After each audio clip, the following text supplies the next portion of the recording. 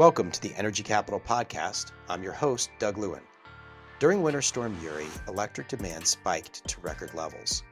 We don't know exactly how high demand went because ERCOT and electric generators couldn't serve the demand, but ERCOT now estimates that next winter, demand would hit 92 gigawatts in Winter Storm Uri conditions. The all-time record at ERCOT, set just this last summer during a hellacious heat wave, was 85 gigawatts. One of the best ways to reduce risks of outages in the summer or the winter, and one of the only ways to save money while increasing reliability, is to replace inefficient heating and cooling units with high-efficiency, all-climate heat pumps. The American Council for an Energy Efficient Economy projects Texas could save about $1 billion a year by replacing our current inefficient heating with high-efficiency heat pumps. There would also be a massive reliability benefit. These are just some of the reasons why I wanted to feature an entire episode on this amazing technology. And this is what led me to invite Eric Wilson, a senior research engineer in the Buildings and Thermal Science Center at the National Renewable Energy Laboratory, or NREL, to join me on this week's episode. With a wealth of experience and expertise, Eric co-authored a recently released article called Heat Pumps for All, Distributions of the Costs and Benefits of Residential Air Source Heat Pumps in the United States, in the journal Joule. During the interview, Eric provided in-depth insights into the world of heat pumps, what they are, how they work, and he dispelled common misconceptions around them. But our dialogue went deeper. We also discussed the impact of heat pumps on the Texas grid. We also discussed electric rates and the impact of rate design on consumer savings, workforce challenges and opportunities, and both electric to electric changeouts and gas to electric changeouts. I really enjoyed this discussion with Eric, and I hope you do as well. As always, please like and share this episode, and please give the podcast a 5-star review wherever you listen. And finally, if you're not already, please become a subscriber today at douglewin.com. That's DOUGLEWIN.com. Thank you for listening. Eric Wilson, thanks so much for joining us. Welcome to the Energy Capital Podcast. Yeah, thank you, Doug. Happy to be here. Really excited about this paper you put out in Joule. It's called Heat Pumps for All, Distributions of the Costs and Benefits of Residential Air Source Heat Pumps in the U.S. We're going to dive deep into heat pumps and how they could be a core solution for reliability, affordability, and sustainability. But before we get into some of what you found in your research, would you please, just for our audience, start from a very high level? What are heat pumps? How do they work? Why would somebody maybe who doesn't have a heat pump yet or doesn't even know if they have a heat pump, why would they want to look into getting one? What are they good for? Yeah, well, a lot of people might not realize it, but they probably have 3 or 4 or 5 heat pumps already. If you think about it, any air conditioner or refrigerator is already a heat pump system in that it uses a vapor compression cycle to move heat from one place to another. So if you think about a refrigerator that is taking heat from within the refrigerator section or the freezer section and moving that to your kitchen. And a heat pump for space heating is not too different. You can also think of it as an air conditioner that works in reverse, and it just has an additional small part reversing valve that can make it move heat instead of from the inside of the house to the outside of the house, can move it from the outside of the house to the inside.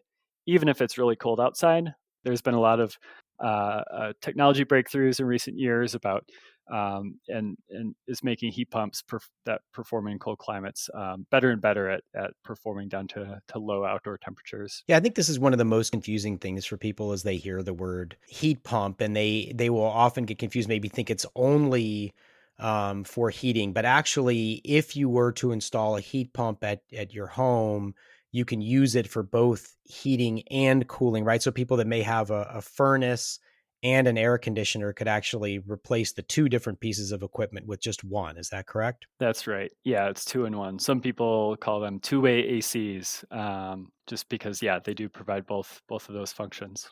And I think the thing people get really confused about, and you were just alluding to this, right, is that people will say, well, if it's super, super cold outside, it's down to 5 or 10 degrees, there's no heat in the air. So if a heat pump is grabbing heat from the outside and bringing it in, there's no heat to grab if it's 0 or 5 degrees. But in fact, that's not true, because there still is quite a bit of heat in even 0 degree air, right? Yeah, exactly. And if you think about your freezer, which typically cools that space down to around 0 degrees Fahrenheit, it's able to keep it that cool. So it will find heat in there even if it's 0 degrees Fahrenheit. And modern heat pumps will go down to minus 15 degrees Fahrenheit or even below that. So why would somebody? So right now there's a $2,000 tax credit available for folks to use to get a heat pump. If somebody's thinking about getting or even if they're not thinking about it, like what are the benefits to a consumer? We're going to talk about the grid, and obviously this podcast focuses a lot on the grid, but let's think about it from a consumer's perspective.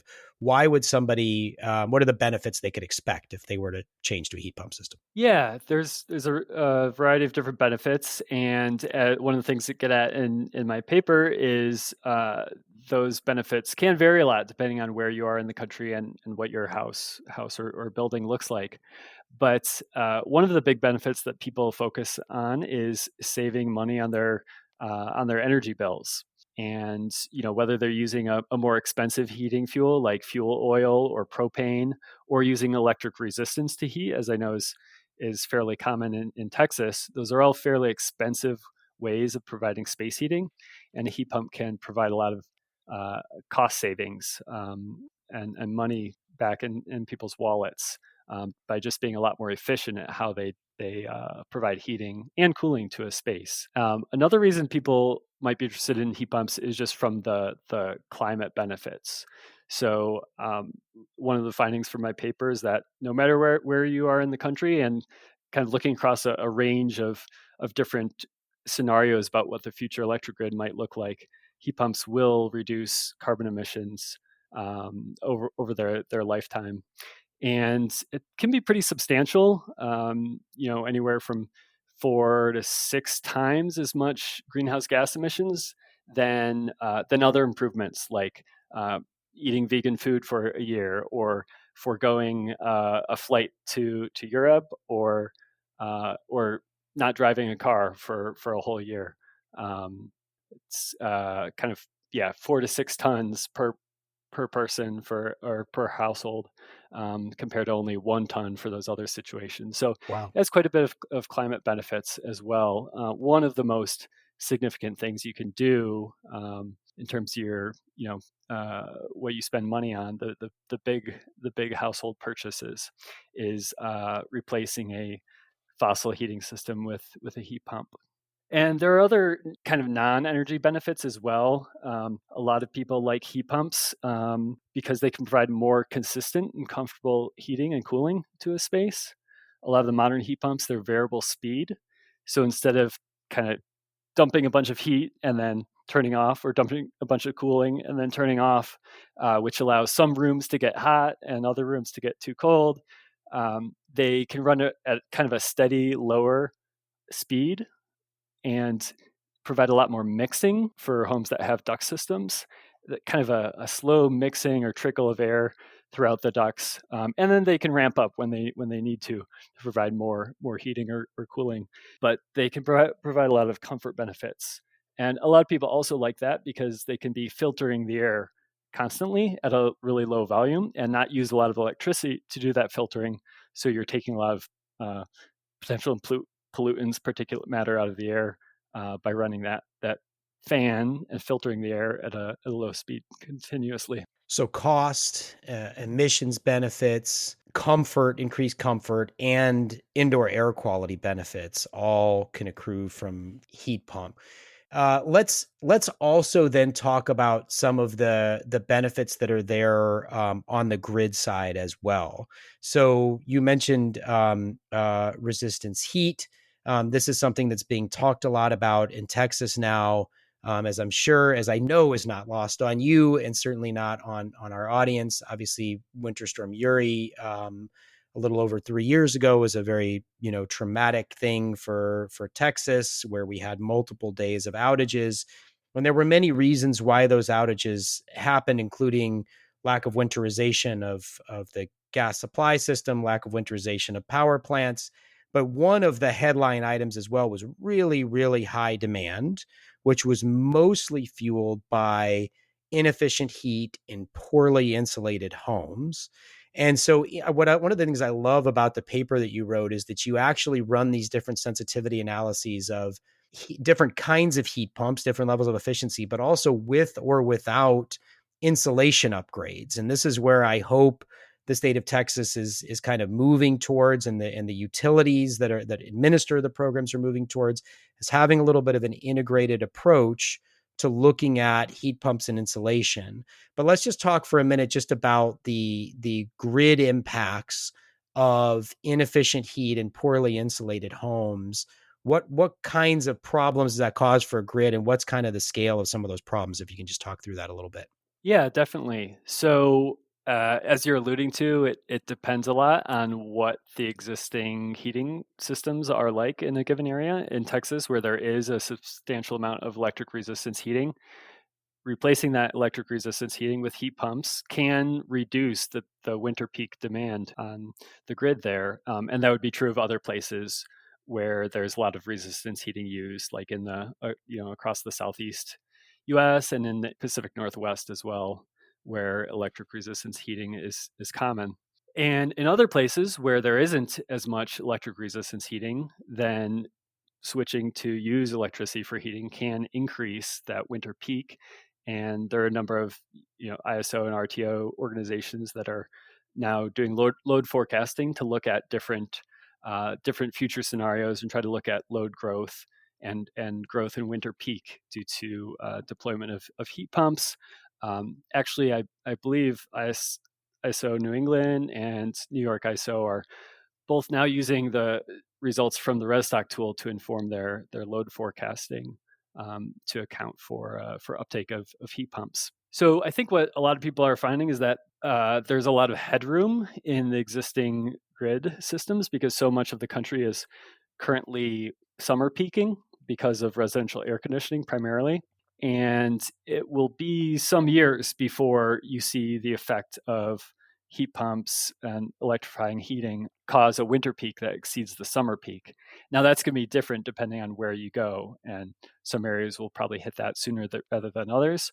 And then also, it's probably going to be a little bit different at the bulk power level versus at a distribution system level. So that you could imagine city in a cold climate where there's a big push for heat pumps, you may get some transformers or feeders on the distribution system that are starting to see that the effects of the winter peak sooner rather than later. And this goes back to the envelope and efficiency improvements that we looked at in the paper. And there are really a lot of benefits there, both to the consumer, but also to the grid in terms of mitigating that growth in peak demand, and also can help improve just the resilience of buildings as well, the ability to coast through power outages or coast through on peak periods when there's a lot of strain on the grid. All the envelope, insulation, and air sealing can really go a long way towards improving that comfort and resilience aspect of homes as well. I want to dive a little deeper into both the electric to electric change and natural gas to electric change. So first of all, in Texas, I think it's very important to say this.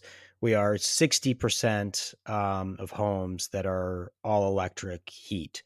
And according to the most recent, the residential energy consumption survey that came out a couple of years ago, I believe the number was somewhere around about 3.5 million homes that have resistance heat as a backup. And in some cases, and I don't think DOA actually counts this, correct me if I'm getting this wrong. I want to be corrected, trying to get smarter on all this. They don't count. There apparently are a non-trivial number of homes, a lot of contractors have been telling me, that are entirely heated by resistance heat, which strikes me as crazy. But apparently, because there's not that many heating days in Texas, some builders are just building with resistance heat as the primary method. So with this electric to electric, where you have resistance heat as a backup that kicks in under 32 or is the only form of heat, you can be seeing, and you had a paper that you published, I believe it was after Winter Storm Uri, where you were one of the authors, quantifying the impact of residential space heating electrification on the Texas electric grid, that was cited in the NERC and FERC report post Uri, that shows that with resistance heat, you can have homes not uncommonly getting into the 15 or 20 kW kind of a range. So if you're replacing those, you're looking at, I don't know if you looked at this in your paper, but like, what are we looking at from a peak demand reduction? Can we get from 15 to 20 down to like 8 to 10 or something like that? Is it like a halving, or are you not sure? Yeah, on a per home basis, you're talking about. Yeah. Yeah, I mean, it's yeah, I'd say it's all over the place. Current homes that are large and super leaky, um, they may be heating with electric furnaces that have those huge resistance elements. And if you do a really, really aggressive envelope retrofit, think like passive house levels of adding on insulation and doing really good air sealing, you could bring that down to probably almost to one kW, through a really extreme envelope upgrade. So it's all about kind of how far you go and how much that costs. And that would still be using electric resistance, right? You could get it that low just by going to passive house level envelope improvements. Now you can also help reduce that by switching from electric resistance to a heat pump. But it all comes down to kind of how much money you want to put into it and what it's worth, both to the consumer and to the grid, to reduce those large peak demands. Yeah, and what that's worth to the grid is really an interesting kind of question, because if we're talking about, even on average, even if it's not as dramatic as reducing, 10 kW per home, even if it's a kW or two, when you start timesing that by 3 million homes, and of course homes still being built that have resistance heat in, as somebody put it to me, it may cost just a couple of $100 to put resistance heat in as a backup that kicks on under 32 degrees. It can cost $10, $15, $20,000 worth of generation on the grid to serve that resistance heat. So there's this mismatch, right, between the consumer or the builder on the one side and what their cost is and what everybody is paying through the grid. So that's really where that is probably the proper role of incentives, right, to maybe bring down that cost that wouldn't necessarily make sense to the individual homeowner, but can make a lot of sense to the grid. Yep. Yeah, exactly. Let's talk a little bit also about the gas to electric piece, because it does. I think the electric to electric is actually pretty straightforward, as any of this is. It's all very difficult, but you don't even have to take sort of the extreme of like a passive house, just adding some insulation, either removing resistance heat, or, and I guess before we get to natural gas, let me ask this question too. Does it make sense to, when you go to a heat pump, in some cases you might actually leave the resistance heat, but the idea is now, instead of kicking on at 32 degrees, it's kicking on at 5 degrees or 0 degrees or -5 degrees, so that you're really barely ever using it? Is that part of the idea? Yeah, I think in most situations it would make sense to leave any existing electric resistance there, whether that's electric resistance baseboards, or electric furnace elements. If the infrastructure is there, right? If you already have your electric panel that can handle that capacity, you already have the circuit going to the furnace for that electric resistance heat. Maybe you would switch out to a smaller circuit if you're then using some of that power to power the heat pump compressor instead. So that could be a way that you kind of can reduce the size of the elements, and kind of make use of that existing infrastructure. But yeah, from a consumer perspective, there's really no reason not to leave the electric resistance heating elements in place. Now, the answer might be different from a grid perspective. If you really want to ensure that that home won't use that electric resistance heat, I know somebody here in Denver that they put in a 3-ton heat pump and put in a 10 kilowatt resistance element. The HVAC installer was just kind of adamant about putting in that backup electric resistance element, 10 kW, which is pretty substantial. But it's been switched off the whole time, and he's been through multiple cold snaps and has never felt the need to turn on that 10 kW of resistance heat. So it's really kind of incredible, just like how sensitive these infrastructure changes are to who is putting them in and how they did the Yes. sizing calculation, and people's acceptance of risking the house being slightly, a few degrees colder than set point on your very coldest day. It's pretty amazing just kind of how a small change in those preferences, either on the consumer side or the installer side, can make a huge difference in terms of what loads end up being seen on the grid. Yeah, and I think in some ways, like as with so many things in life, it's really good to be pragmatic about these things and to take what may be the path of least resistance. I have heard this over and over again from people I've talked to that have tried to do these retrofits themselves, and the contractors generally tend to be resistant to removing resistance heat or switching from gas to heat pumps. I think we should talk about the workforce, sort of the training aspect of this, but at the same time, these are folks that have worked in homes for a long time. They're smart. They understand homes, and they're worried about this. And if you get to the example you just gave, is a perfect one. If you're in Colorado and you've got a backup resistance heat and you're not using it in a Colorado winter, you're probably not going to use it in a Texas winter either. And if you do use it, you're probably using it for a very short period of time. And it's not putting the kind of strain on the grid as a resistance heat that is designed to just kick on at 32 degrees, which isn't a super uncommon occurrence down here.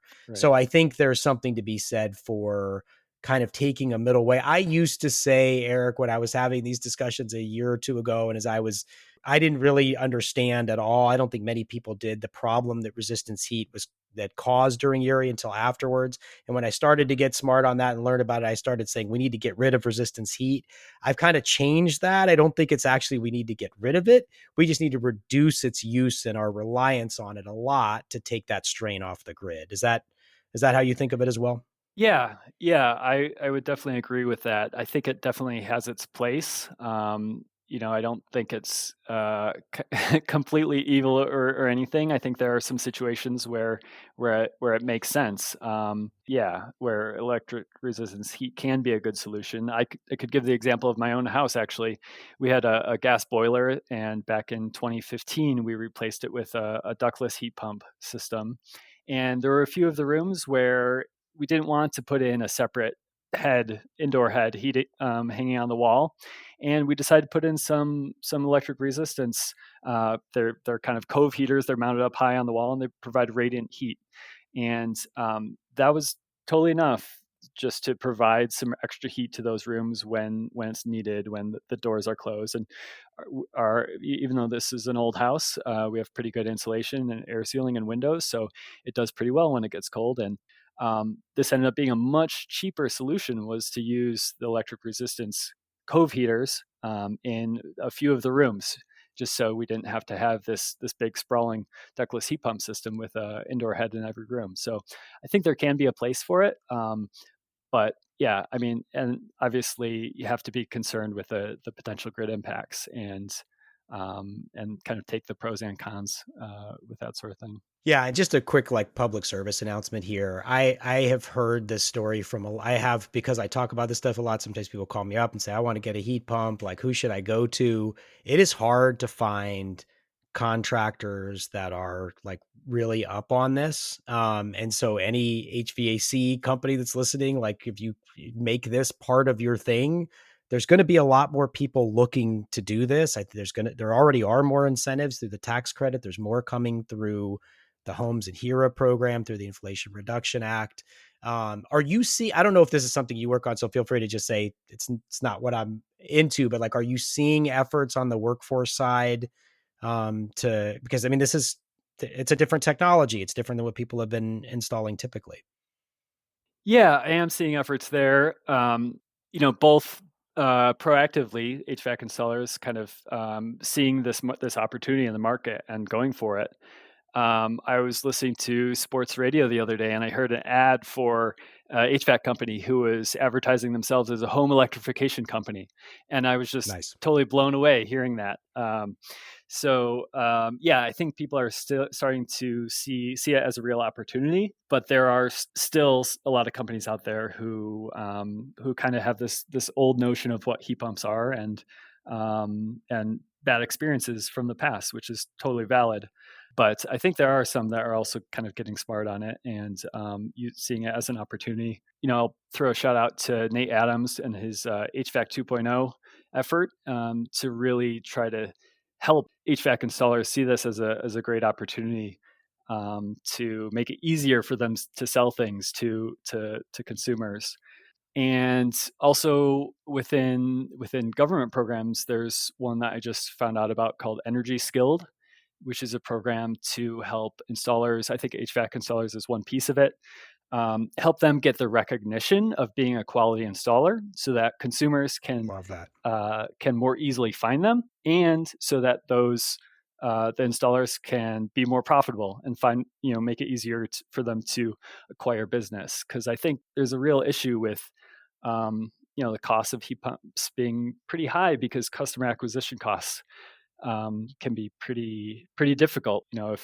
If customers are out there getting 5 quotes and half the people won't call them back, and it just adds a lot of pain on both sides of the transaction. So I do think there's some efforts here. The other thing I'll mention is I'm seeing more companies start up to kind of be like a one-stop shop for home electrification, and to not necessarily have the installers in-house, but to find quality installers and partner with them, and just make things a lot smoother for homeowners, which I think is really needed, because I've heard so many stories about how difficult it is to find somebody to actually call you back.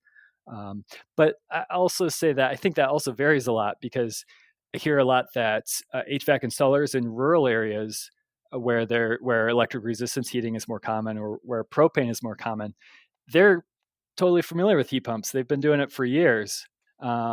It's more the installers in the urban areas where natural gas service is common that are less familiar with the technology, just because it hasn't made sense there until more recently. Oh, that's very interesting, because in the energy efficiency programs, right, a lot of times the rural areas are categorized as quote unquote hard to reach. It might be in this case that the urban areas might be harder to reach. That's really interesting. I haven't heard that before, but that makes a lot of sense. Yeah, because you just don't have gas in some of those areas, so they're already dealing with that. That's very interesting. And I will say, we'll put this in the show notes. I'm excited to learn more about Energy Skilled. I think that's really important to help those installers that are doing this work to be recognized and easily found by consumers. Nate, who you mentioned, I think goes by the nom de plume of Nate the House Whisperer, right? Are we talking about the same Nate? Yep. Yep. Okay, great. So we can put a link to his YouTube channel and the training videos he posts that are just excellent. And I noticed you cited him in your paper and linked. The citation goes to one of his YouTube training videos, which I really like. All right, great. One more thing on efficiency. I do want to talk about gas to electric switching, but before we do that, this is from the paper.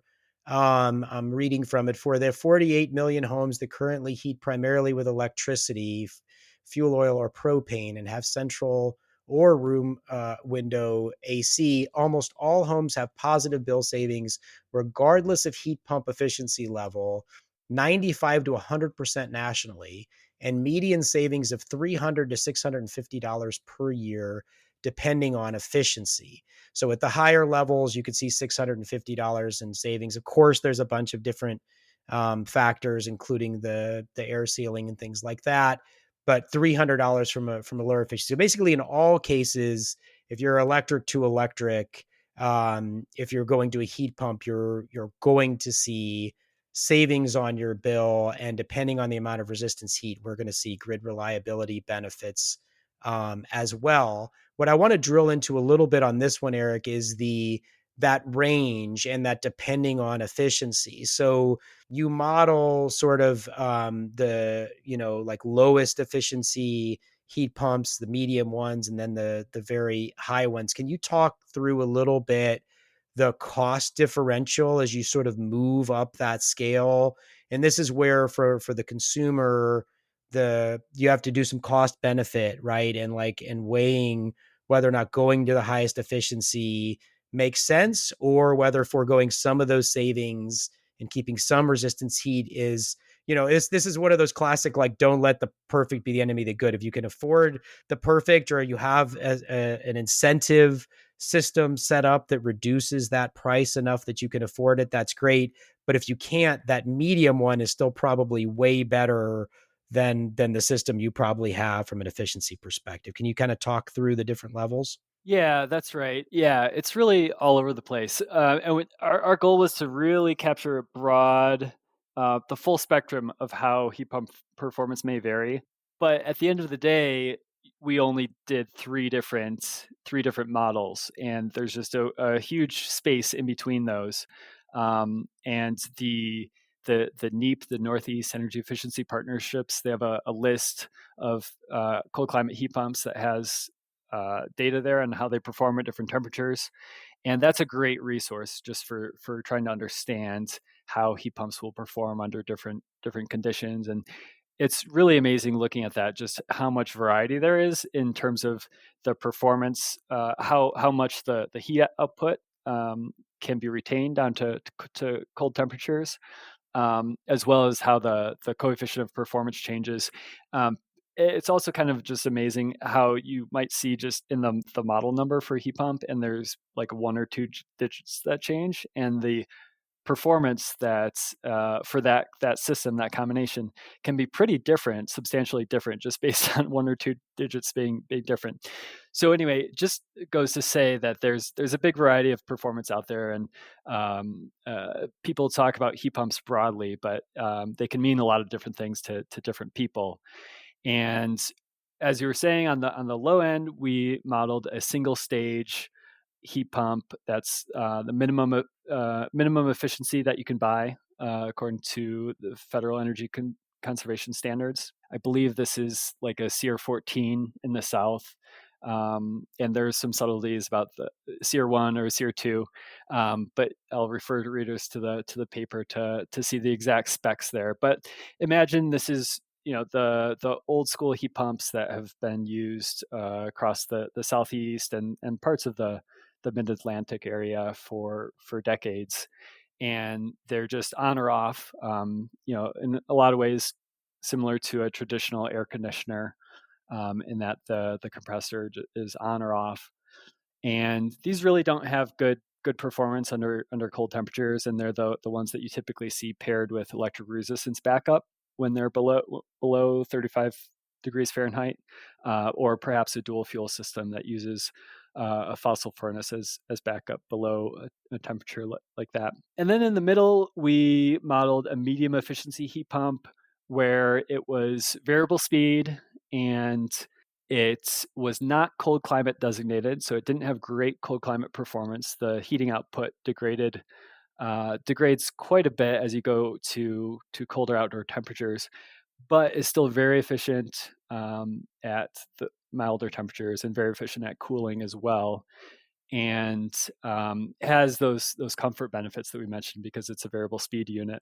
Eric, can I ask you about Yeah. that? So how far down is that medium one heating? Is it still going to heat, above like a coefficient of performance like 2 at 20 degrees or something like that, give or take? So that one, yeah, both the minimum and the medium efficiency units that we ran had 50% capacity retention. So if they were rated at 3 tons, then they were still putting out 1.5 tons of heat at 5 degrees Fahrenheit. So they're still going to work pretty well down to 5 degrees. This is the medium one, not the high performance.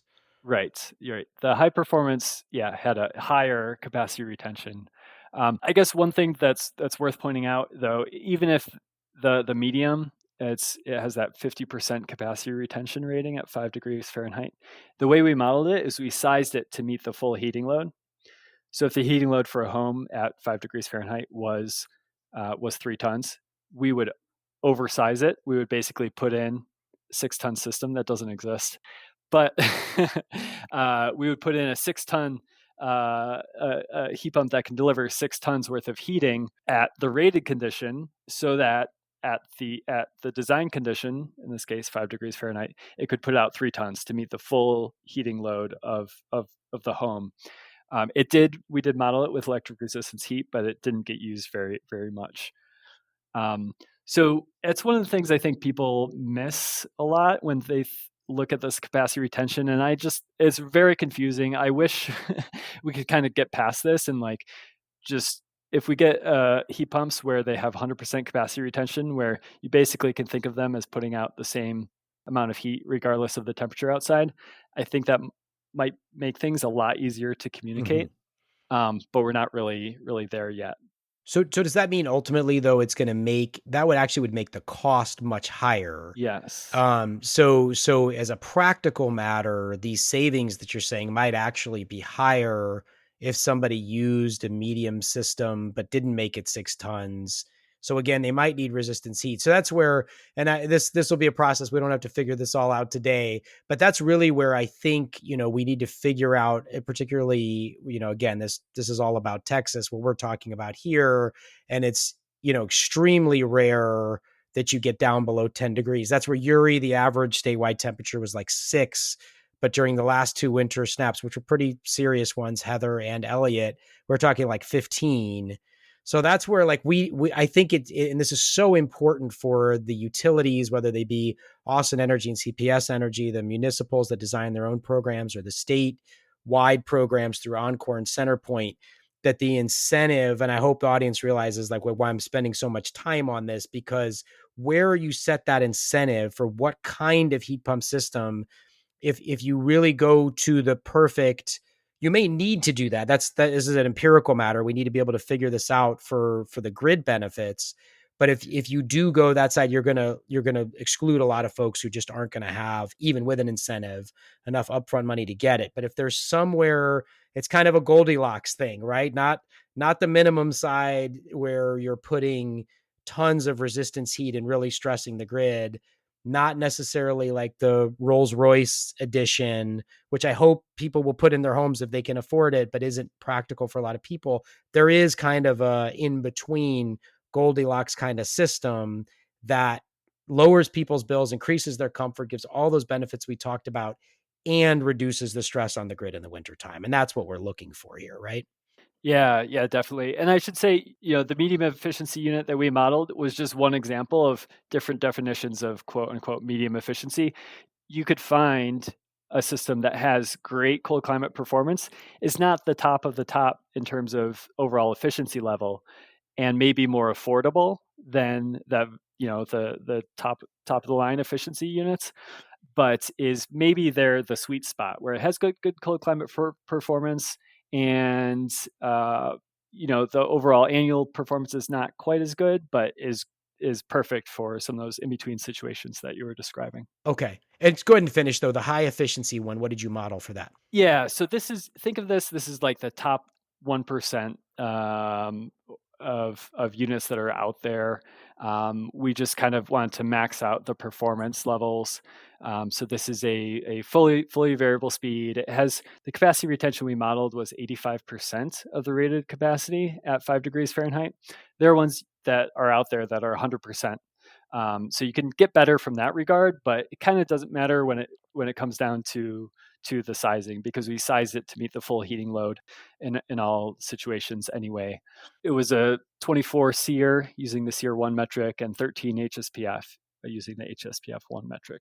So it's like I said, it's kind of the top of the top. It's probably might be hard to find units that actually perform that well in practice, although there's this ongoing DOE cold climate heat pump challenge that is really pushing the envelope on, and has various manufacturers signed up to really push the envelope even more in terms of heat pump performance. So I'd say this is kind of equivalent of like cutting edge efficiency level, because we really want to bound the problem here. You have a graphic in the paper that shows several different sensitivities of different prices and all that. And I just want to direct people's, attention, if they're looking at the article, if you're not, basically under sensitivities of different prices, different efficiencies, whether the minimum, like we were just talking about, or the medium or the high efficiency. There's a percentage on there of how many people would experience positive bill savings from going to a heat pump. And Texas has a vast majority on all 12 of these different scenarios. The lowest one is like 78% of Texans, but most of them are 98, 99%. So we are talking about a wide variety of different scenarios where Texans would get bill savings from using heat pumps. I don't know if there's anything more you want to say about that graphic, but it's pretty striking. Yeah, that's right. I mean, yeah, Texas is a great place to do heat pumps. It's kind of hard to go wrong there. And yeah, one thing that's important to point out here is we're quantifying the savings you would get on the air conditioning side in addition to the heating side. So a lot of people, they may find a calculator and plug in their the expected COP of the heat pump and their electric rate and their gas rate, and they may find out that even with a pretty good heat pump, it may be more expensive to heat with gas. But most heat pumps, if as long as they're not that minimum efficiency level, are going to be performing with a cooling efficiency and provide air conditioning much more efficiently than whatever type of air conditioner it was replacing. And in some cases, it's more comfortable too if you're going from actually a home that doesn't have air conditioning or has just relies on window air conditioner units. Heat pumps will be a lot of times quieter and provide more even comfort. All the things we were talking about previously. But yeah, in Texas at least, it's pretty easy to see bill savings, even if you're switching from a natural gas furnace. And the savings on the air conditioning side contribute to that.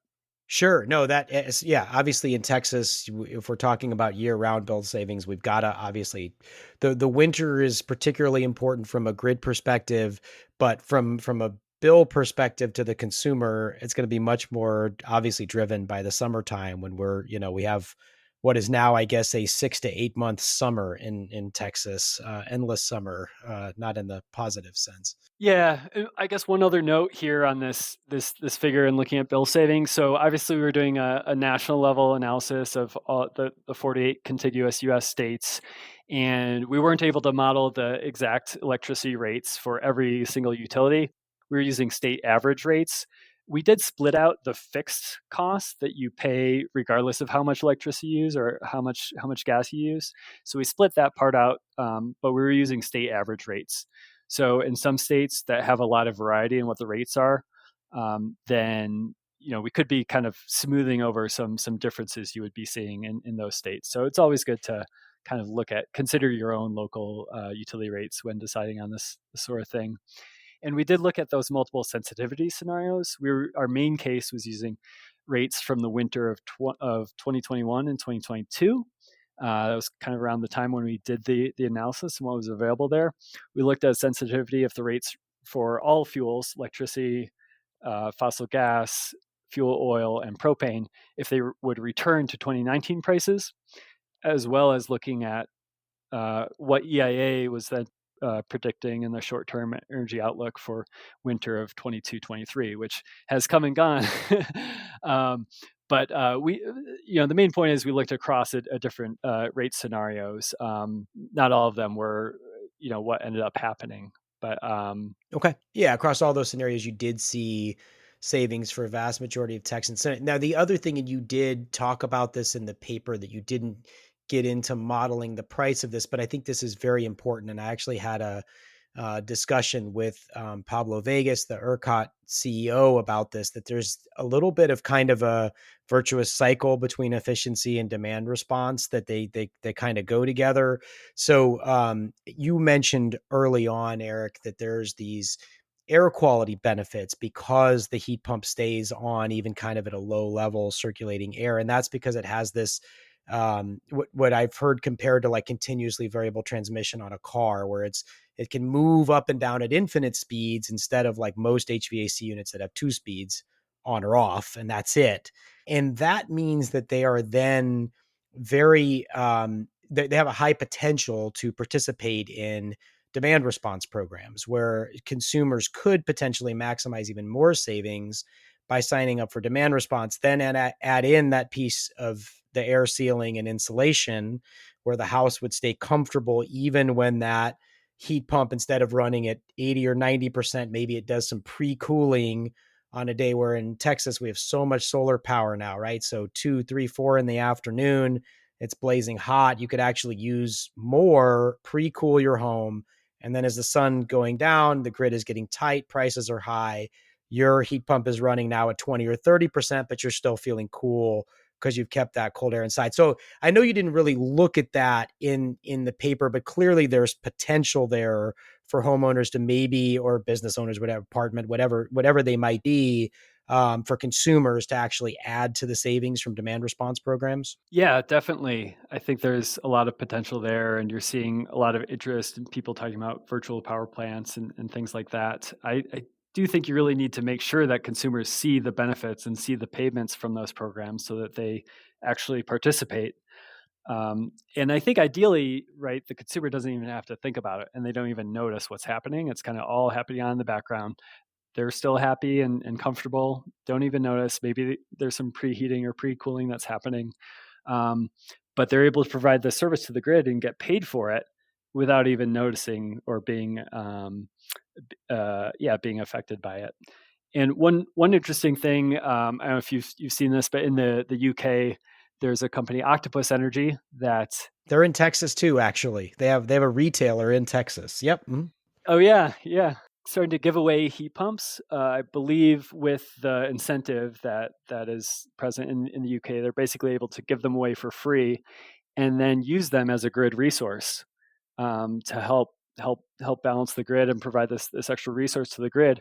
But I believe part of the reason they're able to give them away for free is because they're basically making money and subsidizing that by using it as a grid resource. So I thought that was pretty interesting when I saw that. Totally interesting, and there's a lot of potential for that here in Texas. So I do want to ask about, though, the natural gas to electric, because there are a lot of people that have natural gas in their homes that, for usually for climate reasons, but could be for cost reasons as well, are looking at switching over. So you mentioned that obviously you could then have higher load on the electric grid. I think my question for you here, Eric, is, this is the way I've heard it put. Let me see if I can get this right. And I'm interested if this is, if you think this is correct. I don't think you got into this in your paper, but if you're using natural gas to heat your space at your home or business or whatever, the highest efficiency you can get on there, because you're losing some as you're combusting fossil fuel, is like 70 or 80%. It's like 0.7, 0.8 coefficient of performance. Whereas like resistance heat is 1. These heat pumps are usually going to be 2. So isn't there usually an efficiency gain from a systems perspective to actually use electricity in the home, thus freeing up natural gas to go to the power plants that are creating the electricity for the home? I don't know. I probably didn't describe that really well. So if you want to back up and describe what I'm trying to describe better than I did, and tell me if that's right or wrong. Yeah, no, I've heard that point made multiple times, and I haven't really done those calculations myself, but I'm not surprised if they were true.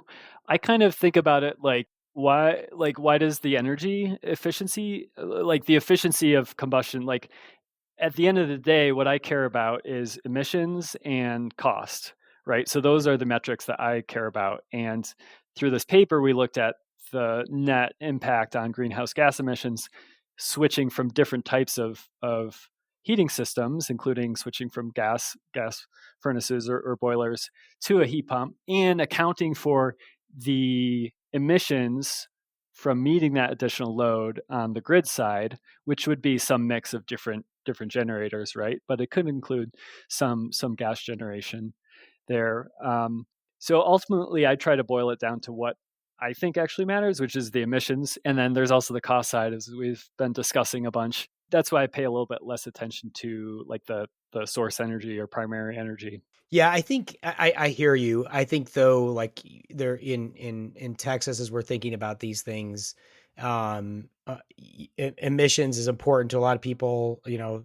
To some it's not, but I think it's universal, the affordability and the cost piece. And then there's the grid piece of this, right? Like, how does this Yep. impact the grid? And so that you got into a lot in this paper. This paper is like a great public service. And I know you didn't take this particular thing, but I wonder if this isn't a direction for future research, is to look at, during a cold snap, we are going to have a constraint on natural gas supply. Whatever's done with winterization, if you get down to 5 degrees, there's just going to be some wells they're going to do what they call voluntary shut-ins, right? Some operators are just going to shut their operations off. I talk to people in the industry, they're like, we do this whenever it gets down that low. We're not risking damage to our equipment. We're just shutting down. They can make us winterize. We're turning it off anyway. So that goes on. And again, we've seen that consistently. You can draw a through line from Uri to Elliott to Heather, and all of those 25 to 30% of gas supply offline. So if you have a finite amount of gas supply, even a state like Texas with all the gas out in the Permian, does it make sense to send it to the home to heat that home? Or does it make sense to maximize what you've got, optimize what you got would be a better way to say that, and send it to a power plant to then heat that home, that has a heat pump that is going to be more efficient in the way it uses each of those molecules. So I understand that may not have been a question you looked at. I just think it might be an interesting one for future research, Yeah, definitely. Yeah, thanks for describing it that way. It does seem like an interesting question. Yeah. All right. So just a couple other things here. I wanted to just drill down just a little bit into something you had a little further into the report, where you talked about state. I'm just gonna read this couple of sentences. State utility regulators, city councils, and electric cooperative boards can direct electric utilities to update electric rate structures to promote electrification and avoid potential bill increases. They could expand awareness and access to rate designs for low-income customers, as well as programs that guarantee bill stability after electrifying. There are examples of rate policies like this around the United States. So I think this is really, really key. And I've written about it and talked about it in previous podcasts. But if you go back to the beginnings of the electric industry, rate design was really used as an inducement to get people to use more electricity. It's been a long time since the industry's thought in those terms, because we thought we'd kind of reached this near ubiquitous. Not everybody actually has electricity, but a vast majority in the United States do. It's basically ubiquitous. But now we're at a point where if you're an electric utility, you do have the opportunity through electrification of heat, electrification of transportation, to potentially really grow load. But if you just have this kind of flat rate, or if you have a poorly designed rate structure, you could actually disincent or disencourage, is that a word? I think I just made up a word, but I'll go with it. You could really discourage, would be the word. Thank you. I guess I need more coffee. You could discourage people from electrifying. So can you talk a little bit about that, the rate structures, and how those might, induce people to get, heat pumps, or to have an early change out of equipment, or how they might actually push people away? Yeah, definitely. Until actually very recently, a lot of progressive rates, electric rates, were designed to spur energy efficiency. You think of tiered rates, where the more you use, of course, there was the inverse tier, where the more you use, the cheaper it got, which in a way makes sense in terms of paying for the infrastructure that needs to serve that load. But yeah, you saw tiered rates where it became more expensive the more you use. Those are common in California, and then time of use rates was kind of the next evolution, with trying to incentivize using electricity at different times. But yeah, like you said, I think there's still a lot of rates out there that are kind of unintentionally discouraging people from switching to use electricity, and in some cases that maybe go against what the decision makers in that area, whoever's controlling rates, may want to encourage if they have aggressive climate goals. So I think you actually there's some places that have had electrification or electric heating specific rates for a long time. One is ComEd in Chicago has electric rating heat. electric heating rate that has a lower rate for homes that are on electric heating. I believe Commonwealth Edison in New York has also had a rate. That would be, Consolidated Edison in New York. Yeah. And then actually in California, the rates are pretty complicated with these like baseline allocations depending on which region you're in. But I believe in most places they have higher baseline allocations that tend to lower rates if you're on if you have electric heating. And that's our paper did not definitely not try to get into those details in terms of representing rate structures. Yeah. But you are hearing more and more people interested in exploring rates that are more aligned with their climate goals, for example. And I think there's various approaches to that. For a while, California was looking at fixed charges that vary with income level, which ultimately did not go forward. But there's a lot of other things that rates pay for, and in some cases it's preventing wildfires and moving wires underground and things like that. So there's all these objectives in terms of rate making, and I think it comes down to whoever's involved in that rate making to kind of weigh all those and figure out what kind of signal they want to be sending. And it's definitely not super straightforward all the time. Yeah, but I think as much as possible to align those rate signals with, and I think, in Texas at a statewide level, obviously climate goals aren't usually what rises to the top, but grid reliability is quite far up there. So particularly for these electric to electric change outs, like having something where you have a rate that is aligned. And I think that's really where it's some combination probably of time of use and demand response payments to reduce. And that's really where that variable speed aspect of the heat pumps come in. There'll be emissions benefits. Texas, for the foreseeable future, that's not going to be like the orientation, but the grid reliability and affordability pieces actually kind of line up, which is kind of beautiful in a way. So yeah, you could imagine like in a far future when, say, there's if there's no like fuel, no marginal cost of generating the next kilowatt hour. It's just all about the infrastructure to deliver those kilowatt hours from, say, the wind farm to the buildings. You can imagine a scenario where we pay for electricity kind of like we pay for Wi-Fi, yeah, or internet service, where you might pay more for 100 megabit connection compared to 50, and so on. It's more about the size of the wire coming to your house, or than how much you end up using from that. So I don't think that's realistic or necessarily desirable, but it's an interesting thought experiment about how things could be. I actually think it might be. I think it might be realistic and potentially desirable. It was particularly in Texas where you have a competitive retail. So you were talking about Octopus before, but there's David Energy and Ohm Connect, and Tesla's got a retailer now. So you have all these sort of innovative retailers, and even the incumbents, the Reliance and TXUs in that, are trying to innovate a little bit in there. The innovation is, it's crawl, walk, run. And the crawl was like, free nights and weekends. There's a lot of programs like that right now. Right. So if you have an electric vehicle and you charge it up overnight, like that could be quite a savings.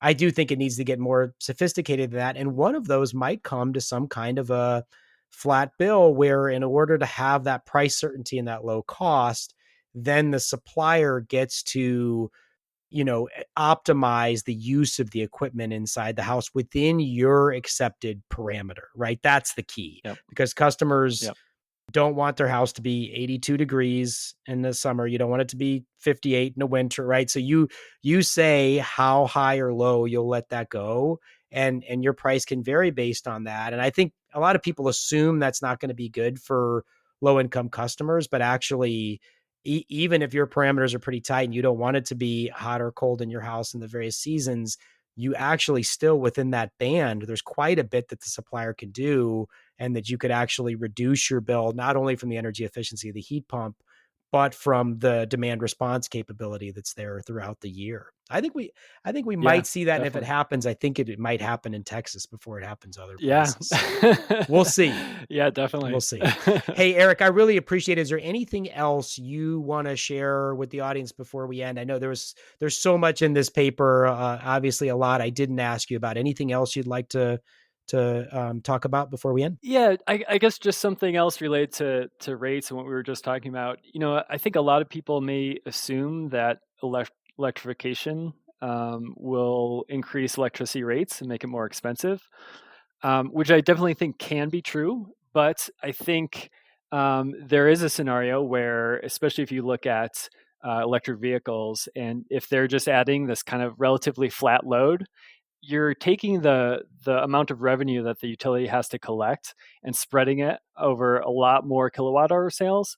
Ideally, that would be over the same set of infrastructure, and there doesn't have to be a lot of upgrades to that infrastructure. I'm sure that will come, but it's interesting to think about, just like if you're selling that much more electricity, you are actually now bringing a lot more revenue that's available to pay for some of these upgrades and improvements that need to happen. And it could actually start to put some downward pressure on rates overall. So I think that's just an interesting point that a lot of people haven't necessarily thought about. It's a great point. And again, it actually goes back to the history and the roots of the electric industry. I mean, this is how Sam Insel, you mentioned ComEd, he was the guy who really started ComEd, or pulled all the 30 different some odd electric companies in the Chicago area and pulled them into one utility. And that was kind of his thing, was like, we can't just